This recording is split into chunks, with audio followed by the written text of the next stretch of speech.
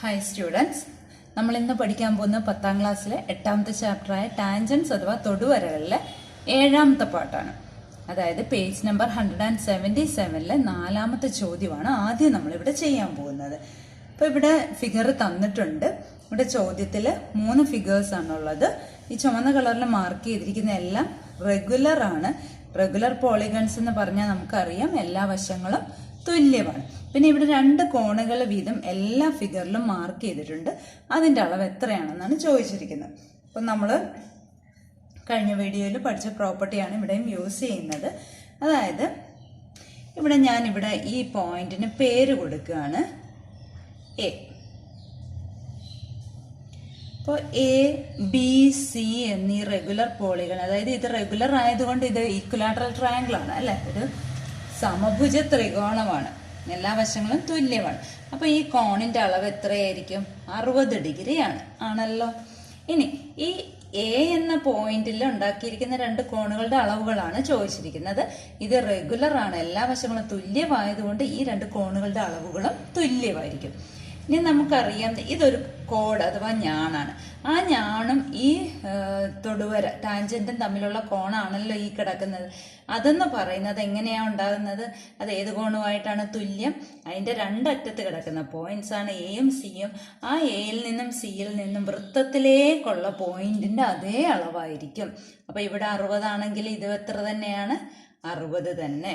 അപ്പൊ ഇതൊരു equilateral triangle സമഭുജ ത്രികോണം ആയതുകൊണ്ട് ഈ കോണും 60 തന്നെയല്ലേ, ഇതും 60 അല്ലേ.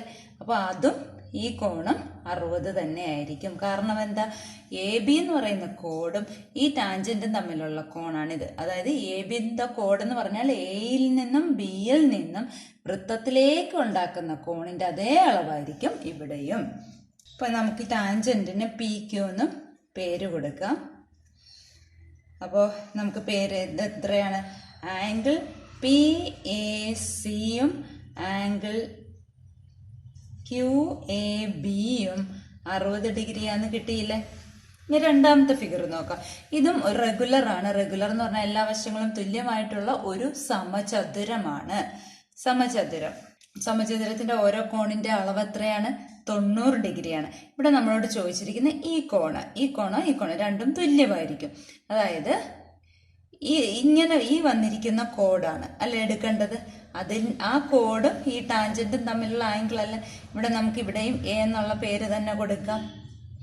അപ്പോ ഇവിടെ ബി സി ഡി എന്ന് പേര് കൊടുത്തു. ഈ എ ഡി എന്ന കോഡ് അഥവാ ഞാനാണ് എടുക്കേണ്ടത്. അതിൽ നിന്ന് പക്ഷെ സർക്കിളിലേക്ക് ഒരു കോൺ വന്നിട്ടില്ല അല്ലെ. പക്ഷെ നമുക്ക് അതിനെ വരച്ചുണ്ടാക്കാമല്ലോ. ഞാൻ ഇവിടെ അത് വരച്ചിട്ടുണ്ട്. അപ്പൊ ഏത് കോണുമായിട്ടാണ് ഈക്വൽ ആകുന്നത്? ഈ കോഡ് ഈ ഒരു കോണുമായിട്ടല്ലേ ഈക്വൽ ആകുന്നത്. പിന്നെ ഇത് ടോട്ടല് 90 അല്ലേ. പകുതി 2ആയിട്ട് വീതിച്ചെടുക്കുമ്പോൾ ഓരോന്നും എത്രയാവും? 45 ഡിഗ്രി ആവും. അപ്പൊ ഇതോ എത്രയായി? 45 ഡിഗ്രി ആയി. അതേപോലെ ഇതോ ഈ കോണും ഇപ്പുറത്ത് കിടക്കുന്ന ഈ ഞാൻ അളവ് എഴുതാത്ത കോണും തുല്യമായിരിക്കും. ഇത് 90 ആണ്, ഒന്ന് 45 മറ്റേത് 45 അല്ലേ. അപ്പൊ ഇതും എത്രയാണ്? 45 ഡിഗ്രി. അപ്പൊ അതിന്റെ പേരെന്ന് നമുക്ക് എഴുതാം ആംഗിൾ, ഇത് പി ക്യു എന്ന് കൊടുക്കാം. ഡി എ പിയും ആംഗിൾ ബി എ ക്യൂവും 45 കിട്ടിയില്ലേ. ഇനി ഈ ഒരു ഫിഗർ, ഇത് എത്ര വശമുണ്ട്? 5 വശമുണ്ട് അല്ലെ. അതിൽ ഒരു വശവും ടാൻജന്റും തമ്മിലുള്ള കോണാണല്ലോ നമുക്ക് കണ്ടുപിടിക്കേണ്ടത്. ആ വശത്തിന്റെ മറ്റേ എൻഡ് പോയിന്റിന് നമുക്ക് പേര് കൊടുക്കാം ഇ. അപ്പൊ എ ഇ എന്ന കോഡ് ഈ ഒരു ഞാൻ എടുക്കുക. അതിന്റെ എൻഡ് പോയിന്റ്സിൽ നിന്ന് വൃത്തത്തിലേക്കൊരു ആംഗിള് വരയ്ക്കണം അല്ലെ. അപ്പൊ ഈ കോണുമായിട്ടല്ലേ ഇത് തുല്യമാകുന്നത്. ഇനി ഇവിടെ 3 തുല്യ ഭാഗങ്ങളായിട്ട് വീതിച്ചിട്ടുണ്ടല്ലോ. ആകെ എത്രയാണ് ആ കോണെന്ന് അളവുമല്ലോ അറിയാവോ? ഇല്ല. ഇത് എത്ര വശമുള്ളതാണ്? 5 വശമുള്ളതാണ്. ഒരു റെഗുലർ പോളിഗണിന്റെ കോണുകളുടെ അളവുകളുടെ തുക, എല്ലാ കോണും കൂടെ കൂട്ടുമ്പോൾ ഉള്ള തുക കണ്ടുപിടിക്കാനുള്ള സമവാക്യം നമ്മൾ 8ാം ക്ലാസ്സിൽ പഠിച്ചതാ. ഓർക്കുന്നുണ്ടോ? n-2 × 180. n എന്താണ്? എത്ര വശമുണ്ടെന്ന്. ഇവിടെ എത്ര വശമുണ്ട്? 5 വശം. അപ്പൊ 5 - 2 × 180. 5 മൈനസ് 2 എത്രയാണ്? 3. 3 ഇൻറ്റു 180 എത്ര വരും? 540 എന്ന് വന്നു. ഇത് ഈ 5 കോണും കൂടെ കൂട്ടുമ്പോൾ ഉള്ളതാ. അപ്പൊ ഒരു കോണിന്റെ അളവ് കാണാൻ വേണ്ടിയിട്ട് 540യെ 5 കൊണ്ട് ഡിവൈഡ് ചെയ്താൽ പോരെ. അപ്പം 108 ഡിഗ്രി എന്ന് കിട്ടിയോ? ഈ 108 ഡിഗ്രി എന്ന് പറയുന്നത് ഈ സി എന്ന കോൺ മുഴുവനും കൂടെയാ. ഇനി അതിനെ 3 ഡിവൈഡ് ചെയ്യണ്ടേ? 3 തുല്യ ഭാഗങ്ങളായിട്ട് ഡിവൈഡ് ചെയ്യണം. അപ്പൊ 108നെ 3 കൊണ്ട് ഹരിക്കുമ്പോ എത്ര വന്നു? 36 ഡിഗ്രി എന്ന് വന്നു. അപ്പൊ ഈ കോണിന്റെ അളവ് എത്രയാണ്? 36. അത് തന്നെയല്ലേ ഇത്? 36 ഡിഗ്രി. അപ്പൊ നമുക്ക് അതിന്റെ പേര് വെച്ച് എഴുതാം. Angle E A P equal to angle B A Q equal to 36 degree. മനസ്സിലായല്ലോ? ഇനി നമ്മൾ പഠിക്കാൻ പോകുന്നത് ടാൻജന്റ് ഫ്രം ഔട്ട്സൈഡ്. പുറത്തുനിന്ന്, വൃത്തത്തിന്റെ പുറത്തു നിന്നും ടാൻജന്റ് വരയ്ക്കുന്നതാണ് നമ്മൾ പഠിക്കാൻ പോകുന്നത്. നമുക്ക് പുറത്തൊരു പോയിന്റ് എടുക്കാം. അപ്പൊ ഇത് പോയിന്റ് പി. അതിൽ നിന്നും ഞാൻ ഒരു ടാൻജന്റ് വരയ്ക്കാൻ പോവാണ്. ഇതാ ഒരു ടാൻജന്റ് വരച്ചു. ഇനി നമുക്ക് ടാൻജന്റ് വരയ്ക്കാമോ? നമുക്ക് വരയ്ക്കാമല്ലോ. ഒരു ടാൻജന്റും കൂടെ വരയ്ക്കരുതോ?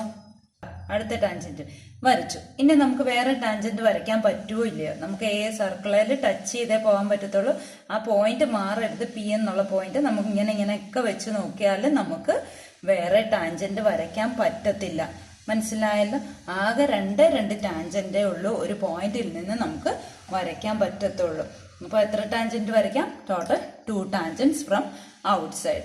ഇനി ഇങ്ങനെ ടാൻജന്റ്സ് എങ്ങനെ വരയ്ക്കും എന്നുള്ളതാണ് നമ്മൾ പഠിക്കാൻ പോകുന്നത്. എല്ലാ എക്സാമിനും വരുന്നതാണ്. 3 മാർക്കിന്റെ ചോദ്യമായിട്ട് വരും. 4 മാർക്കിന്റെ ചോദിക്കുകയാണെങ്കിൽ ആ ടാൻജന്റിന്റെ ലെങ്ത്തും കൂടെ ചോദിക്കും. അത് പ്രത്യേകം ശ്രദ്ധിക്കുക. ഇനി നമുക്ക് പേജ് നമ്പർ 180-ലെ 2 ചോദ്യങ്ങളുണ്ട് വരയ്ക്കാനുള്ളത്. നമുക്ക് ചെയ്യാം. ഇവിടെ ഒന്നാമത്തെ ചോദ്യം ഇതാണ്. Draw a circle of radius 2.5 centimetres and draw tangents to it from a point 7 centimetre from the centre. 2.5 centimetre ആരമുള്ള ഒരു വൃത്തം വരച്ചിട്ട് അതിലേക്ക് 2 ടാൻജൻസ്, 2 തൊടുവരകൾ വരയ്ക്കണം. കേന്ദ്രത്തിൽ നിന്നും 7 സെന്റിമീറ്റർ അകലെയുള്ള ഒരു ബിന്ദുവിൽ നിന്നാണ് ആ തൊടുവരകൾ വരയ്ക്കേണ്ടത്. അപ്പം നമുക്ക് ആദ്യം 2.5 സെന്റിമീറ്റർ ആരമുള്ള ഒരു വൃത്തം വരയ്ക്കാം. 2.5 സെന്റിമീറ്റർ എടുത്തു, ഒരു വൃത്തം വരച്ചു. സെന്ററിൽ നിന്ന് 7 സെന്റിമീറ്റർ അകലെ ഒരു പോയിന്റ് അടയാളപ്പെടുത്തണം. ഇതാണ് സെന്റർ. സെന്ററിൽ നിന്ന് 7 സെന്റിമീറ്റർ അകലെ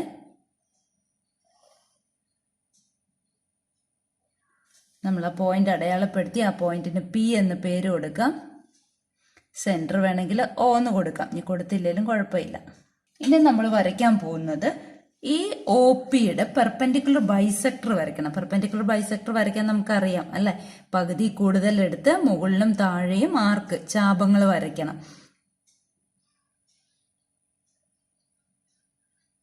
അളവ് മാറ്റാതെ മറ്റേ പോയിന്റ് പി എന്ന പോയിന്റിൽ കുത്തിയും വരയ്ക്കണം.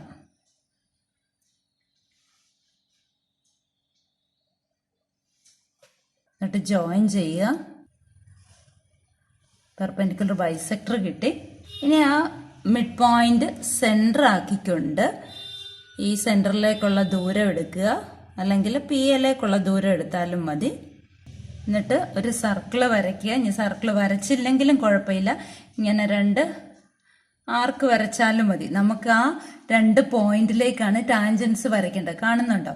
ഈ പോയിന്റിലേക്കും ഈ പോയിന്റിലേക്കുമാണ് ടാൻജൻസ് വരയ്ക്കേണ്ടത്. അതുകൊണ്ട് സർക്കിൾ കംപ്ലീറ്റ് വരയ്ക്കണമെന്നില്ല, ഇങ്ങനെ 2 ആർക്ക് വരച്ചാലും മതി. ഇനി സർക്കിൾ കംപ്ലീറ്റ് വരച്ചാലും കറക്റ്റ് തന്നെയാണ്. അപ്പം നമുക്കിപ്പോൾ കിട്ടിയ 2 പോയിന്റ്സ് ആണ് എയും ബിയും. ഈ പോയിന്റാണ് എ. ആ പോയിന്റിലോട്ടും ഈ ബി എന്ന പോയിന്റിലോട്ടുമാണ് നമ്മൾ ടാൻജൻസ് വരയ്ക്കുന്നത്. പി എയും പി ബിയും ആണ് നമ്മുടെ ടാൻജൻസ്. പി എയും പി ബിയും ആണ് തൊടുവരകൾ. ഇനി തൊടുവരയുടെ നീളം ചോദിച്ചാൽ പി മുതൽ എ വരെയുള്ള നീളമാണ് എടുക്കേണ്ടത്. അല്ലാതെ ഇങ്ങോട്ട് നീട്ടി വരച്ചെന്നും പറഞ്ഞാൽ അത് എടുക്കരുത്. പി മുതൽ എ വരെയുള്ള നീളം ചോദിക്കും. ഒന്നാമത്തെ സ്റ്റെപ്പ് എന്താണ്? Draw circle of radius 2.5 centimetre. ആരം 2.5 സെന്റിമീറ്റർ ഉള്ള ഒരു വൃത്തം വരയ്ക്കുക. രണ്ടാമത്തെ പോയിന്റ് എന്താ? 7 സെന്റിമീറ്റർ അകലെ ഒരു ബിന്ദു അടയാളപ്പെടുത്തുക. ഇതാണല്ലോ 7 centimetre. Take a point P 7 centimetre away from the centre. Centre O. ഇനി മൂന്നാമത്തെ സ്റ്റെപ്പ് എന്താ? Draw the perpendicular bisector of O P. O പിയുടെ ലംബ സമഭാജി വരയ്ക്കുക. നാലാമത്തെ എന്താ? Draw a circle passing through O and P. ഒയിൽ കൂടെയും പി കൂടെയും പാസ് ചെയ്യുന്ന ഒരു വൃത്തം വരയ്ക്കണം. ആ സെന്റർ ആണ് ഈ മിഡ് പോയിന്റ്. പിന്നെ എയും ബിയും മാർക്ക് ചെയ്യുക, പി എയും പി ബിയും ജോയിൻ ചെയ്യുക. മനസ്സിലായല്ലോ? ഇനി രണ്ടാമത്തെ ചോദ്യം കൂടെ നമുക്ക് ചെയ്യാം. നമ്മുടെ ചോദ്യം ഇതാണ്: draw a circle of radius 3 centimetre and draw tangents to it from a point 7.5 centimetre from the centre. കേന്ദ്രത്തിൽ നിന്ന് 7.5 സെന്റിമീറ്റർ അകലെ ഉള്ള ഒരു ബിന്ദുവിൽ നിന്നും 2 തൊടുവരകൾ വരയ്ക്കണം. ഇവിടെ വൃത്തത്തിന്റെ ആരം തന്നിട്ടുണ്ട് 3 സെന്റിമീറ്റർ. നേരത്തെ ചെയ്ത പോലെ തന്നെയാണ്. 3 സെന്റിമീറ്റർ ആരമുള്ള ഒരു വൃത്തം വരയ്ക്കണം. 3 സെന്റിമീറ്റർ എടുക്കുക, സർക്കിൾ വരയ്ക്കുക. കേന്ദ്രത്തിൽ നിന്നും 7.5 സെന്റിമീറ്റർ അകലെയാണ്. സെൻട്രൽ നിന്നും 7.5 സെന്റിമീറ്റർ അകലെ ഒരു പോയിന്റ് അടയാളപ്പെടുത്തി ആ പോയിന്റിന് പി എന്ന പേര് കൊടുക്കുക. സെന്ററിന് ഒ എന്നും പേര് കൊടുക്കുക. ഒ പിയുടെ പെർപെൻഡിക്കുലർ ബൈസെക്ടർ വരയ്ക്കുക. പകുതി കൂടുതൽ എടുത്ത് മുകളിലും താഴെയും ആർക്ക് വരയ്ക്കുക. അളവ് മാറ്റാതെ മറ്റേ പോയിന്റിൽ വെച്ചിട്ടും ജോയിൻ ചെയ്യുക. ഇപ്പൊ കിട്ടിയ മിഡ് പോയിന്റിൽ നിന്ന് ഒയിലേക്കുള്ള ദൂരം എടുക്കുക. നമുക്ക് വേണ്ട 2 പോയിന്റ്സ് കിട്ടി. ഈ പോയിന്റിന് എ എന്നും പേര് കൊടുക്കാം, ഈ പോയിന്റിന് ബി എന്നും പേര് കൊടുക്കാം. പി എയും പി ബിയും ജോയിൻ ചെയ്യുമ്പോൾ 2 ടാൻജൻസ് കിട്ടും. പി എ ജോയിൻ ചെയ്തു, പി ബിയും ജോയിൻ ചെയ്തു. 2 തൊടുവരകൾ വരച്ചു. ഇമ്പോർട്ടൻ്റ് ആണ്, എല്ലാവരും വരച്ച് പഠിക്കുക.